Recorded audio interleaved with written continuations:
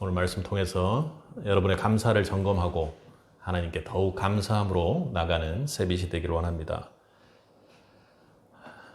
여러분, 밤에 생일 축하 파티 해본 적이 있으세요?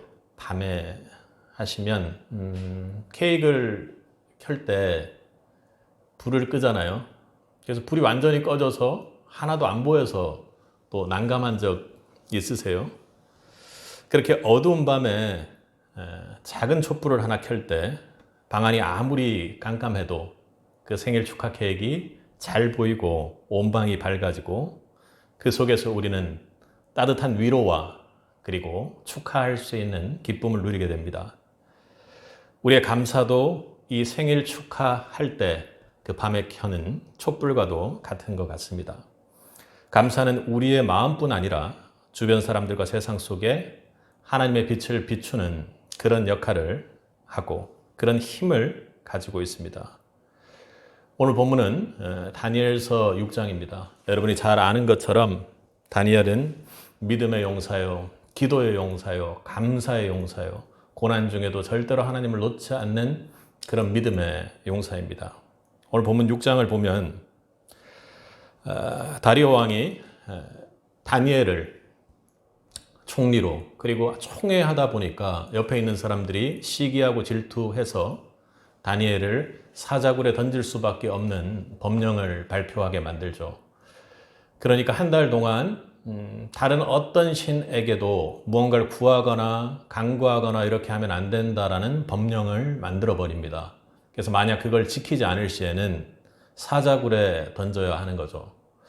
그러니까 당시에 페르시아나 바벨론과 같은 거대한 제국들은 지금 다니엘처럼 자신들이 빼앗은 땅에 있는 식민지라 그래야 되나요? 그쪽에 사람들을 똑똑한 사람들을 끌어서 그 땅을 다스릴 수 있는 교육을 시키기도 했고요. 그리고 거대한 제국을 다스리다 보니까 한번 우리 8절에서 이야기하는 것처럼 메대와 바사에 고치지 아니하는 규례처럼 한번 법령, 칙령으로 발표를 하고 나면 설령 그게 왕이 됐을지라도 그 법을 바꿀 수 없을 정도로 강력하게 그렇게 법을 집행했습니다. 그래야 지배를 받고 있는 사람들이 겁이 나서라도 법을 지키고 큰 제국이 돌아갈 것이라고 그렇게 생각을 했던 거죠. 그런데 오늘 본문을 보면 다니엘은 이렇게 하나님 외에 다른 신을 숭배하라는 그 법령을 지키지 않으면 7절에서 말하는 것처럼 사자굴에 던지기로 한 것, 그런 절망과도 같은 상황 속에서도 그는 하나님께 우리가 읽은 10절의 말씀처럼 감사의 기도를 멈추지 않았습니다. 여러분, 그러니 다니엘은 감사한다라는 것이 어떤 상황 때문에 감사한 것이 아니라 그의 감사는 다른 방향으로, 다른 방식으로, 다른 기준으로 해서 진행되었다는 것입니다. 습관적으로 감사한 것이 아니라 나 여호와 하나님을 신뢰하고 그리고 하나님께서 자신의 삶을 완전히 주관하고 계신다라는 믿음의 고백이요 신앙의 표현이었던 것입니다. 그리고 그 믿음과 감사가 결국 하나님의 다니엘을 통한 기적과 그를 통해 하나님께서 영광 취하시는 그 놀라운 모습을 보게 됐던 것입니다. 여러분, 혹시 여러분 상황이 캄캄하고 감사할 이유가 보이지 않습니까? 지금 혹시 여러분 그러세요? 감사를 잊고 계신가요? 여러분, 그러한 순간이 바로 여러분이 드리는 감사가 빛을 발할 때임을 기억하시기 바랍니다. 감사는 하나님께서 우리의 삶에 개입할 수 있는 문을 여는 열쇠가 되지요. 다니엘의 감사는 사자굴에서 그를 구원하였을 뿐만 아니라 다리오 왕과 온 나라가 하나님을 경외하고 하나님을 두려워 떨고 하나님을 따르게 되는 그런 영광스러운 결과를 이루었습니다. 오늘 말씀을 통해 다니엘의 감사가 어떻게 하나님 영광을 드러냈는지 우리는 함께 살펴보려고 합니다. 여러분의 삶에도 감사의 빛이 잘 켜지기를 원합니다. 그 감사가 여러분의 삶뿐만 아니라 주변 사람들에게도 하나님의 영광을 드러내는 축복의 통로가 되기를 주님의 이름으로 축복합니다. 여러분, 살면서 삐끗 이렇게 하다가 옆으로 쓰러지거나 넘어진 적이 있으세요? 삶의 어떤 작은 순간부터 여러분 삶의 중심, 먹고 사는 문제까지 삶의 중심을 잃게 되면 여러분 삶이 참 힘들고 어렵게 되죠. 중심을 잃으면 방향을 잃고 무너지는 것처럼 신앙생활 속에서도 중심이 흔들리면 우리의 믿음이 흔들릴 수밖에 없는 노릇입니다. 오늘 본문에서 다니엘은 생명의 위협 속에서도 그의 중심을 지켰습니다. 어떻게 했습니까? 그는 하나님께 감사함으로 기도하는 것을 멈추지 않았습니다. 그러니 중심이 흔들릴 수 있는 그 상황 속에서도, 절망과도 같은 상황 속에서도 그는 기도하며 감사하는 일을 멈추지 않았다는 것입니다. 그의 감사는 단순히 형식적이고 어떤 상황이 좋은 상황이 되었기 때문에 드리는 그런 감사가 아니었다는 것이죠. 가장 중요한 것은 그의 신앙의 중심의 고백을 감사를 통해서 표현했다는 것입니다. 우리 10절을 다시 한번 읽겠습니다. 다니엘이 이 조서에 왕의 도장이 찍힌 것을 알고도 자기 집에 돌아가서는 윗방에 올라가 예루살렘으로 향한 창문을 열고 전에 하던 대로 하루 3번씩 무릎을 꿇고 기도하며 그의 하나님께 감사하였더라. 그러니까 왕의 도장이 조서에 찍혔다는 것이 무엇입니까? 우리 7절을 보면, 7절 하반절을 보면 이제부터 30일 동안 누구든지 왕 외에 어떤 신에게나 사람에게 무엇을 구하면 사자굴에 던져 넣기로 한 것이니, 이 부분에 대해 왕이 도장을 쾅 찍었다는 것입니다. 그러니까 왕이 특별히 이 조서에 대해서 예외를 둘 수 있는 상황이 없다는 것을 여러분 꼭 기억하십시오. 다니엘이 얼마나 놀라운 믿음을 가진 사람입니까? 그렇게 강력한 왕권 안에 무조건 사자굴에 던져질 수밖에 없는, 왕이 나를 총애하니까 나는 괜찮겠지, 이런 것을 상상할 수 없는 상황이었다는 것을 말하는 것입니다. 그는 왕의 명령으로 생명이 위태로운 상황 속에서도 기도와 감사를 멈추지 않았던 것입니다. 다니엘이 하루에 3번씩 무릎 꿇고 기도하며 하나님께 감사했다는 것은 그의 감사가 얼마나 자신의 신앙 중심에서 생활화되고 습관화되어 있는지를 보여주는 것이죠. 그러니까 우리가 나는 어떤 일이 있어도 하나님 앞에 주일 성수는 지킨다 하는 것처럼 신앙의 가장 밑바닥의 근본 속에 다니엘의 신앙에서는 감사가 중심이 되어 있다는 것입니다. 감사할 수 없는 상황에도 감사했던 그의 모습은 단순한 행동이 아니라 내 삶의 신앙의 전체, 그 모든 것이 하나님이라는 신앙의 고백이었던 것이죠. 다니엘의 감사는 성경 속의 또 다른 인물들, 바울과 실라를 사도행전에서 기억하게 합니다. 한밤중에 바울과 실라가 기도하고 하나님을 찬송하매 제수들이 듣더라. 바울과 실라는 감옥에 갇힌 절망적 상황 속에서도, 채찍을 맞고 곧 죽을 수 있는 상황 속에서도 성경의 말에 의하면 실라가 기도하고 하나님을 찬송했다고 했습니다. 거기에 하나님을 찬송할 일이나 조건은 없지만 그의 신앙의 깊은 곳에 하나님과 함께하며 기도하는 신앙의 기본이 상황적인 요소가 전혀 작용하지 않았다는 것이죠. 바울과 실라의 감사는 단순히 감옥에 있는 그들을 구해달라는 기도가 아니라 그들이 기도하고 찬송한 연후에 옥문이 열리는 그런 일이 일어났죠. 그들의 감사는 이미 하나님이 누구신지를 신뢰하는 중심에서 나온 신앙의 고백이었던 것입니다.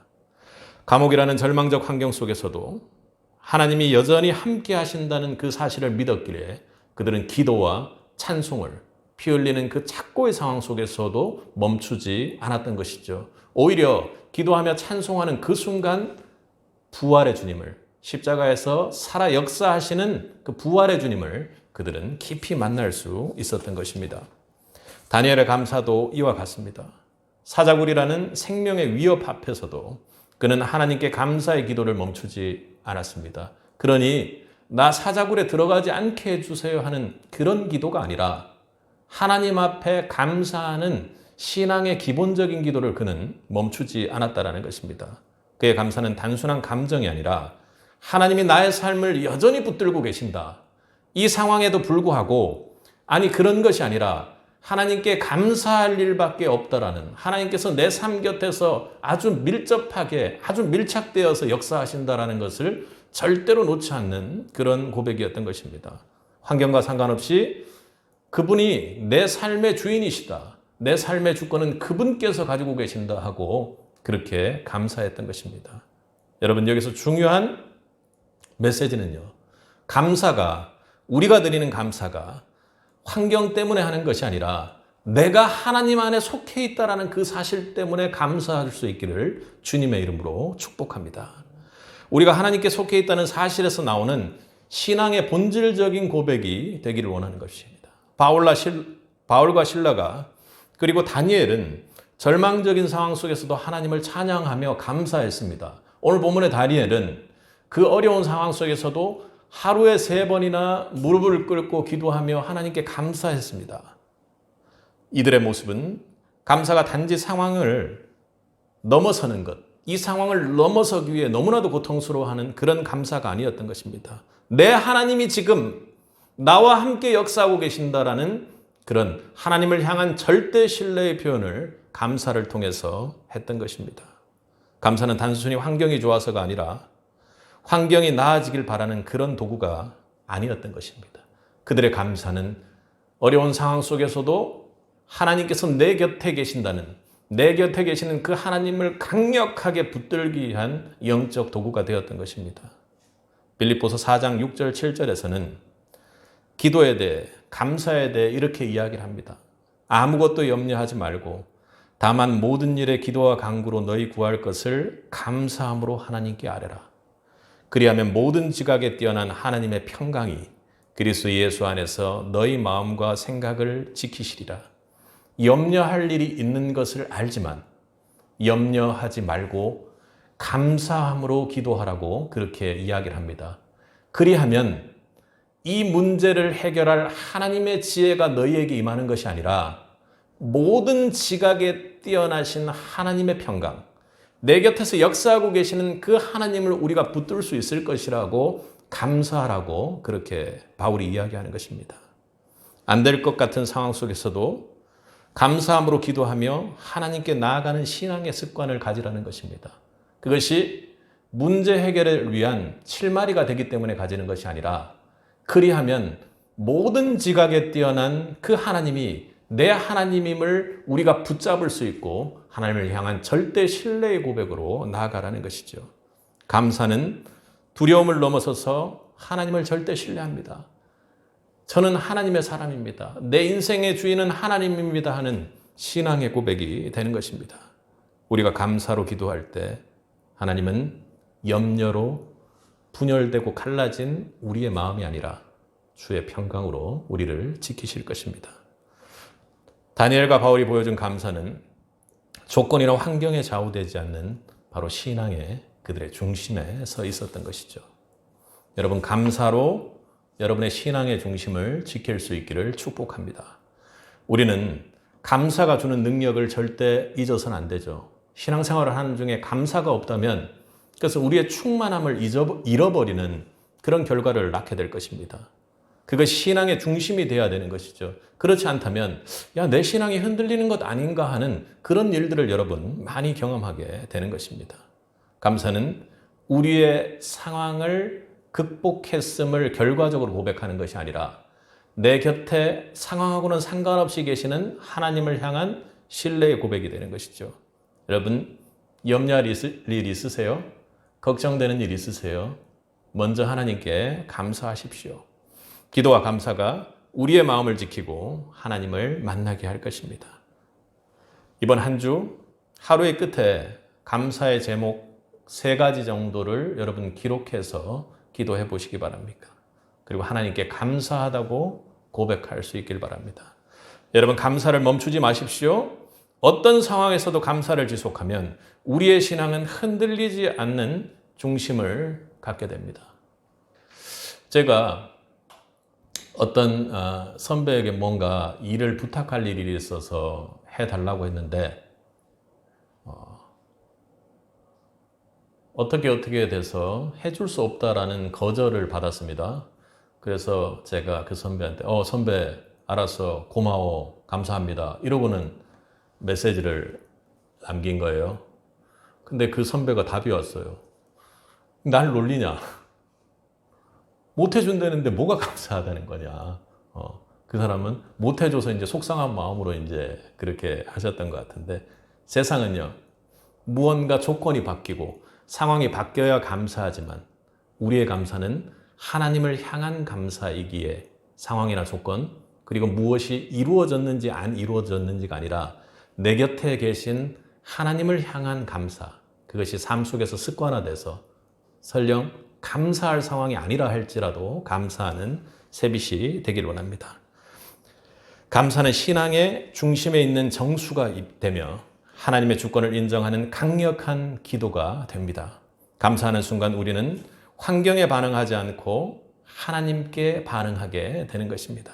다니엘은 사자굴에서도 감사로 하나님께 나아갔습니다. 그의 감사는 단순한 행동이 아니라 그의 신앙의 중심을 드러내는 강력한 신앙의 고백이었던 것이죠. 여러분의 감사하면 내 신앙 중심에서 감사의 능력이 나타나게 될 것입니다. 바울과 실라의 찬양도 우리에게 그런 동일한 메시지를 주었습니다. 우리의 감사도 마찬가지입니다. 여러분의 감사는 우리의 믿음을 확인하고 신앙의 중심을 지키는 도구라는 것을 잊지 마시기 바랍니다. 이번 주 다니엘처럼 감사로 하나님께 나아가기를 주님의 이름으로 축복합니다.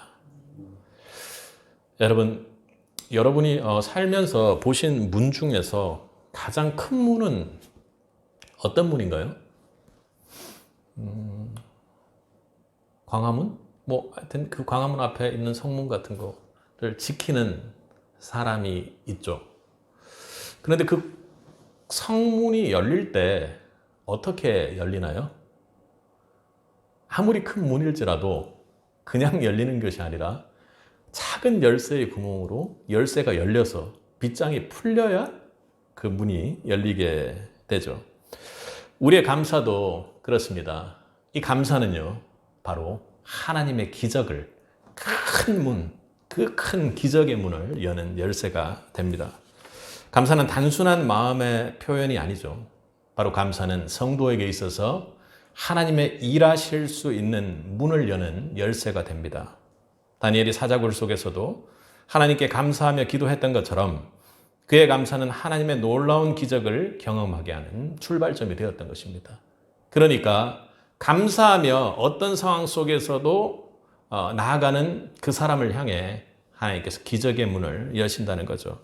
우리 넘어가서 22절과 6장 22절과 23절을 한번 읽어보겠습니다. 다니엘이 그렇게 조서의 칙령을 어기고 하나님께 기도하는 것을 다른 사람들, 다른 관리들이 다리오 왕에게 고자질을 했습니다. 그러니 법대로 사자굴에 던질 수밖에 없죠. 다리오 왕은 너무나도 아껴서 금식하며 기도할 정도로 이러다가 진짜 죽게 되는 거 아닌가 하면서 그렇게 기도할 정도로 다니엘을 아꼈던 사람입니다. 그 다니엘이 사자굴 앞에 다음날 와서 있을 때 다니엘이 지금 이렇게 왕에게 이야기하는 것입니다. 다니엘이 왕에게 아뢰되 왕이여 원하건대 왕은 만수무강하옵소서 하고 22절, 23절 같이 읽겠습니다. 나의 하나님이 이미 그의 천사를 보내어 사자들의 입을 봉하셨으므로 사자들이 나를 상해하지 못하였사오니 이는 나의 무죄함이 그 앞에 명백함이오며 또 왕이여 나는 왕에게도 해를 끼치지 아니었나이다 하니라. 왕이 심히 기뻐서 명하여 다니엘을 굴에서 올리라 하매 그들이 다니엘을 굴에서 올린즉 그의 몸이 조금도 상하지 아니하였으니 이는 그가 자기의 하나님을 믿었습니다. 여러분, 감사는 하나님의 기적을 여는 통로입니다. 지금 22절, 23절을 보십시오. 다니엘은 생명을 위협하는 사자굴에서도 하나님께 감사하며 그의 믿음을 놓지 않았습니다. 그리고 23절 하반에 이는 그가 자기의 하나님을 믿음이었더라. 그러니 사자굴 안에서도요, 그가 하루에 3번 감사의 기도를 놓치지 않았을 것을 우리는 볼 수 있습니다. 그의 감사는 단순한 감정의 표현이 아니라 하나님께서 그 사자굴 안에서도 일할 수 있는 공간을 열 수 있는 그런 기적의 통로의 열쇠가 되었습니다. 그 공간을 여는 신앙의 고백이었죠. 그가 감사와 기도를 멈추지 않았던 그의 삶은 그것이 설령 사자굴 아닐지라도 하나님께서 일할 수 있는 그 역사를 만드는 열쇠가 되었던 거죠.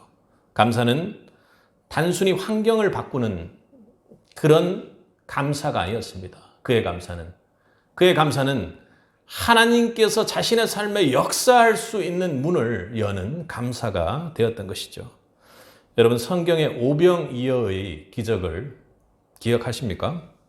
요한복음 6장 11절에는 예수께서 떡을 가져 감사의 기도를 드리신 후에 앉아있는 사람들에게 나누어 주시고 물고기도 그렇게 하사 그들의 원대로 주시니라.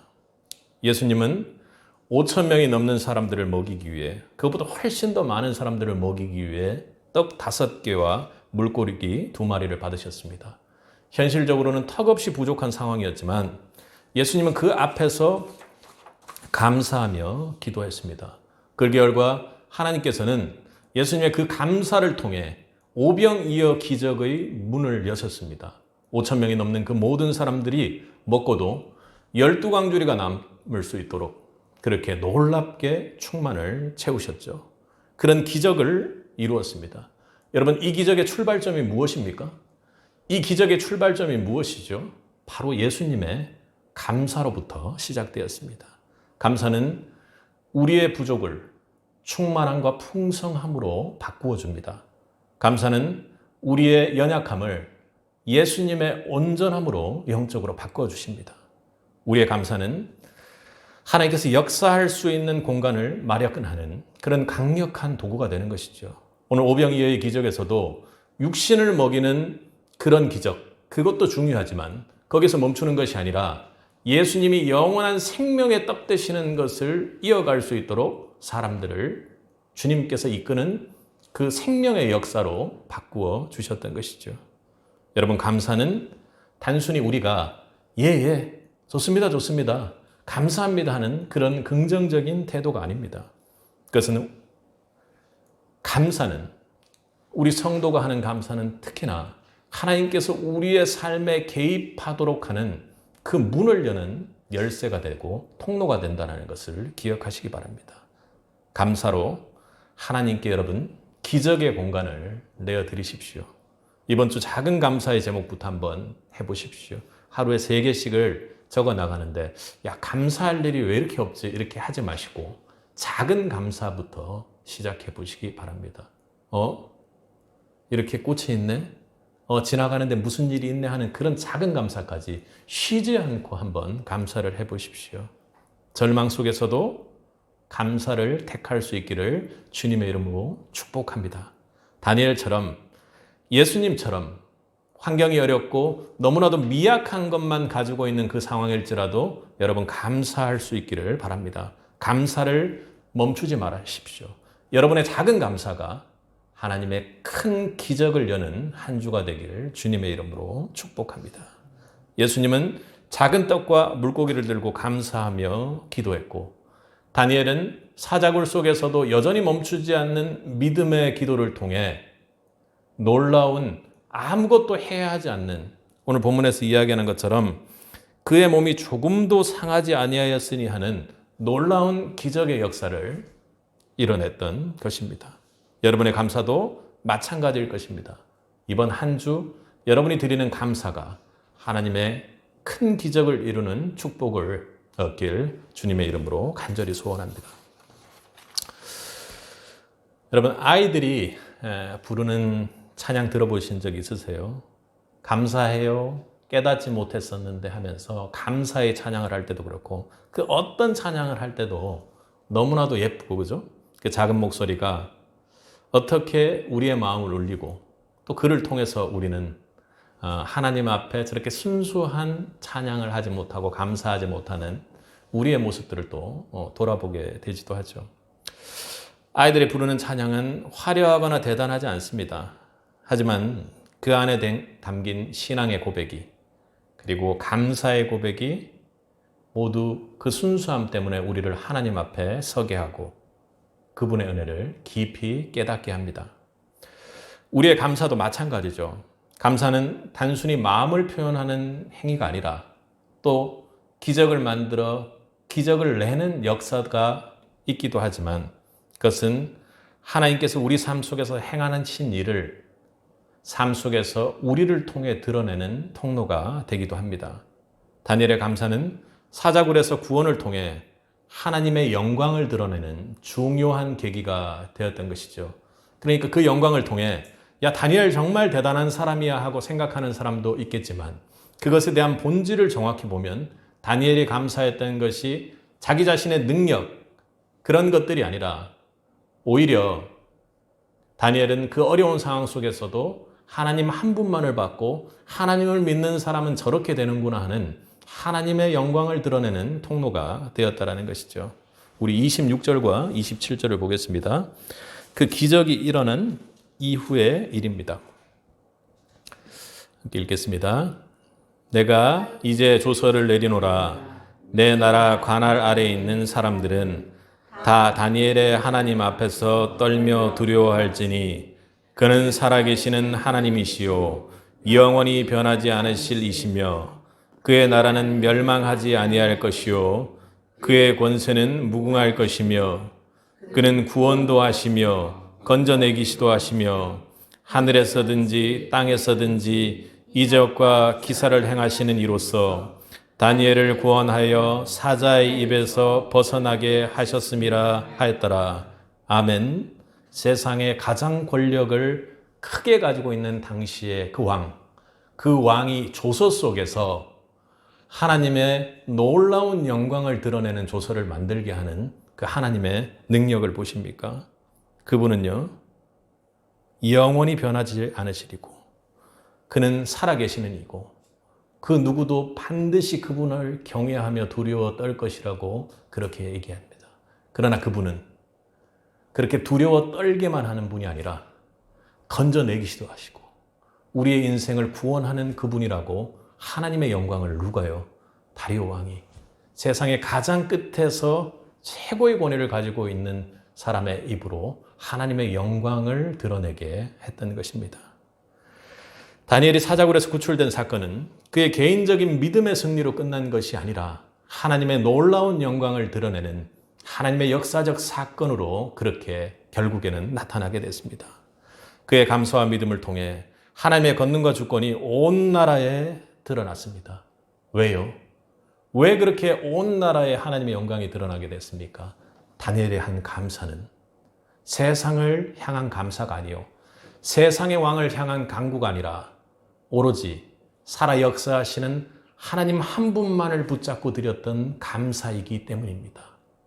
나에게 일어난 일, 상황 때문이 아니라 오로지 하나님 한 분이 내 곁에 있다라는 감사를 했기 때문이죠. 여호와 하나님 때문입니다. 다리오 왕은 다니엘의 하나님을 높이며 온 나라 백성들에게 하나님을 경외하도록 명령했던 것 아닙니까? 감사는 우리가 하나님께 속해 있음을 드러내는 강력한 도구입니다. 내가 감사하는 것, 사람에게 감사하는 것이 아니라 어떤 다른 권위에 감사하는 것이 아니라 하나님께 감사함으로 나아가는 사람들이 되어 다른 사람들이 보기에 그래, 저 사람 왜 저래? 아니 사자굴에 들어갈 정도의 상황이 됐는데도 왜 저렇게 억지로 저 높은 고관대작의 사람이 그냥 조서와 칙령 이거 받아들여야 되는 거 아니야? 아무리 하나님이 좋다 할지라도 이 세상의 법을 무시하면 안 되지 했지만 하나님의 법을 배치되는 그 세상의 법을 존중하고 나간 것이 아니라 오로지 하나님 한 분의 권위 앞에 엎드렸던 다니엘을 사람들은 봤던 것이죠. 그들은 다니엘이 하나님께 감사하고 기도했던 것을 알았던 것입니다. 그것이 바로 하나님께 영광을 돌리는 행동이 되었습니다. 여러분 누가복음 17장에 10명의 나병 환자의 이야기를 기억하고 계십니까? 예수님께서 그 나병 환자들의 고쳐달라는 간절한 외침을 들으시고 예수님께서 그들을 고쳐주셨습니다. 그래서 그 당시의 관습에 따라 제사장들에게 그들을 보내죠. 그 중에 하는 중에 그들이 고침을 받는 모습을 보았습니다. 누가복음 17장 15, 16절에서는 이렇게 기록을 합니다. 그 중에 한 사람이 자기가 낳은 것을 보고 큰 소리로 하나님께 영광을 돌리며 돌아와 예수의 발 아래 엎드려 감사하니 그는 사마리아 사람이라. 여러분, 감사의 결핍은 우리 신앙의 연약함을 보여줍니다. 10명 모두가 고침을 받았지만 돌아와 엎드려 감사를 고백했던 사람은 단 한 사람이었습니다. 나머지 9명은 고침을 받는 은혜를 받았지만 감사의 고백을 생략했습니다. 여러분, 우리 자신의 모습도 이와 다르다고 여러분 강하게 그렇게 하나님 앞에 항변할 수 있습니까? 우리도 하나님의 은혜를 매일 누리며 살아갑니다. 날 구원하신 그 주님을 감사하며 살아가는지 한번 돌아볼 수 있길 바랍니다. 오늘 우리가 숨 쉴 수 있는 것, 가족과 함께 할 수 있는 것, 하루의 양식을 공급받는 모든 것이 하나님 은혜라고 우리가 때로는 고백할지 모르지만 나와 내 가족을 위해 십자가에 달리신 그분의 구원에 대한 감사가 여전히 우리에게 살아있는지를 한번 돌아보시기 바랍니다. 감사는 단순한 기쁨이 아니라 하나님께 영광 돌리는 고백입니다. 세상에 그 어떤 것도 해줄 수 없는 그 건지심, 그 영원한 생명으로 구원의 역사를 주님께서 우리에게 이루어 주셨습니다.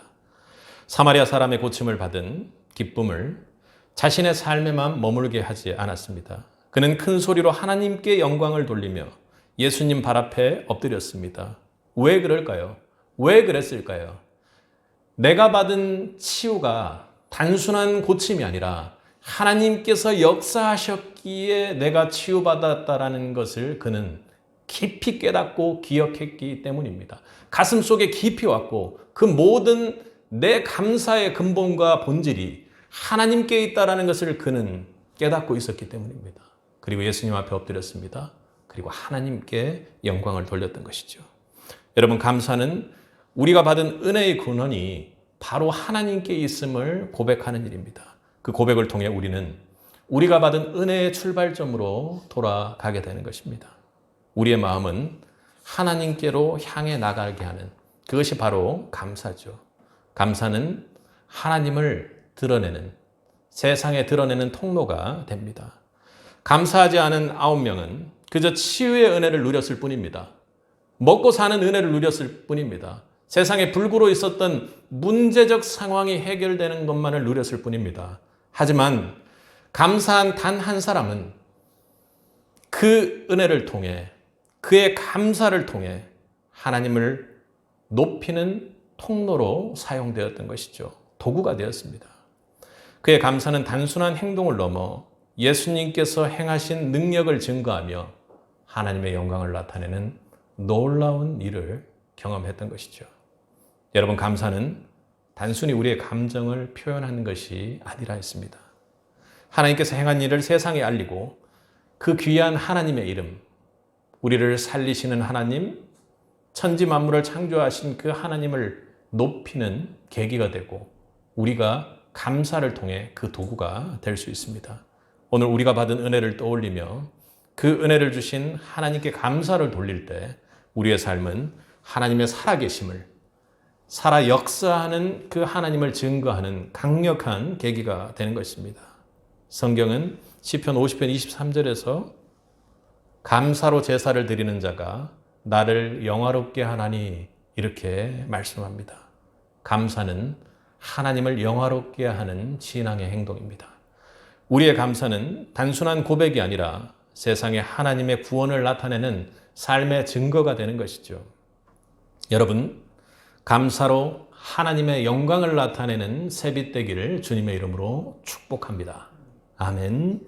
감사는 하나님의 살아계심을 증거합니다.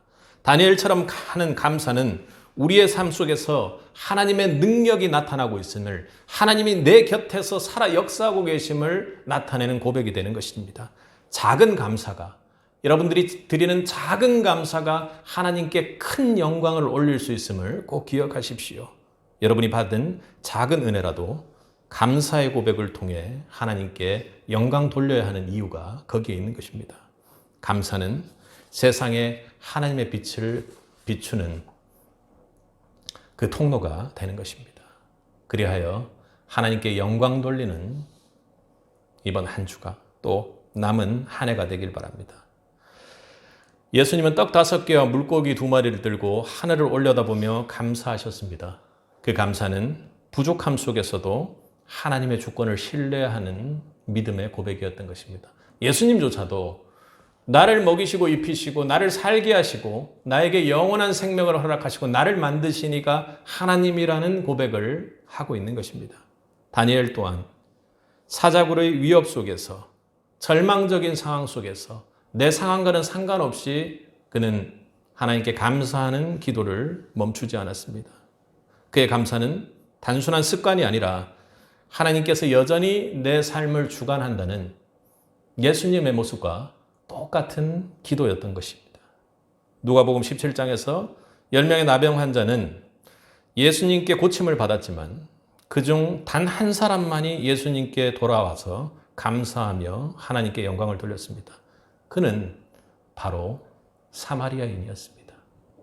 그런데 그가 예수님 발 아래 엎드려 감사했을 때 예수님께서 이렇게 말씀하셨습니다. 나머지 9은 어디 있느냐? 나머지 9은 어디 있느냐? 오늘 하나님께서 이 시점에서 다니엘의 감사에 대한 말씀을 주셨습니다. 지금 이 시대에 이 절망적인 상황 속에서 쉬지 않고 다니엘처럼 나를 향해 감사 기도함으로 영광을 돌리는 사람이 어디 있느냐 하고 그렇게 묻고 계십니다. 여러분 지금 감사할 이유가 보이지 않는 상황에 있습니까? 너무나도 일상적이세요. 그런 순간이야말로 감사가 가장 빛을 발할 때입니다. 여러분의 감사를 하나님께서 오늘 강하게 권하고 계십니다. 주님께서도 그 9이 대체 어디 있느냐고 하는 그 9에 여러분이 있는지 아니면 주님 앞에 은혜로 엎드려서 감사함으로 하나님께 영광 돌리는 그 감사를 하는 사마리아인이 오늘 우리인지를 돌아봐야 할 것입니다. 감사야말로 환경을 초월하는 신앙의 고백이며 하나님께서 역사하시는 역사의 출발점입니다. 감사는 하나님의 영광을 드러내는 도구입니다. 그러기에 감사를 절대로 멈추지 마시기 바랍니다. 그것이 여러분의 문제를 해결하기 위한 감사가 아니라 하나님의 영광을 드러내는 놀라운 도구가 되고 하나님께서 역사를 여는 문의 열쇠가 되기 때문에 여러분 감사할 수 있길 바랍니다. 그 속에서 하나님께서 반드시 영광 받으시며 기뻐하실 것입니다. 이번 주 하나님께 진심 어린 감사의 고백을 해보시기 바랍니다. 작은 것도 그리고 또 매일매일 써가며 쉬지 않고 감사의 고백을 해보십시오. 그 감사의 고백 가운데 하나님께서 반드시 여러분에게 기적의 문을 열 것입니다. 그리고 하나님 홀로 영광 받으시고 기뻐하시는 한 주가 될 것입니다. 그 놀라운 감사의 고백이 우리 세빛의 고백이 되길 주님의 이름으로 간절히 축복합니다. 함께 기도하겠습니다.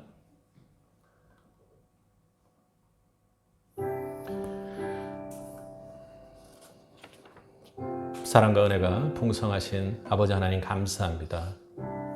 올 한 해를 돌아보면 그 어떤 일이 있었는지 때로는 잘 기억하지 못할지라도 오로지 하나님 한 분께만 감사의 고백을 했던 것이 요원하게 느껴진 그런 추수 감사 주일이었습니다. 주님, 감사하지 못하는 우리의 신앙을 고백합니다. 주님, 감사의 축복을 누리는 새빛 될 수 있도록 도와주옵소서.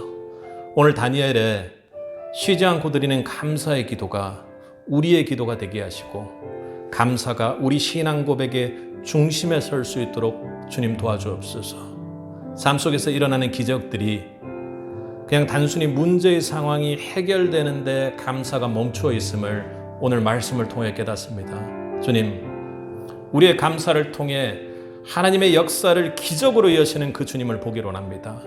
감사를 통해 살아 역사하시는 그 주님 보기를 원합니다. 간절히 바라옵는 것은 우리에게 맡겨진 사명 가운데 다음 세대들과 또 우리에게 새롭게 오는 믿음의 다음 세대들이 하나님의 기적으로 주님을 알고 예수님을 영접하고 하나님 나라의 백성이 될 수 있는 놀라운 축복을 허락하여 주옵소서. 간절히 바라옵는 것은 우리의 마음들이 교만치 않게 하시고 더욱더 절제하고 겸손하게 하셔서 오로지 하나님 앞에 모든 것이 하나님 은혜입니다. 홀로 영광 받으소서 하고 고백하며 찬송하는 새빛 되기를 원합니다. 그리하여 하나님 기뻐하는 새빛 되길, 그런 하나님 나라의 백성이 되기를 주님의 이름으로 간절히 소원합니다. 성령 하나님 도와주옵소서. 감사드리며 예수님 이름으로 기도드렸습니다. 아멘.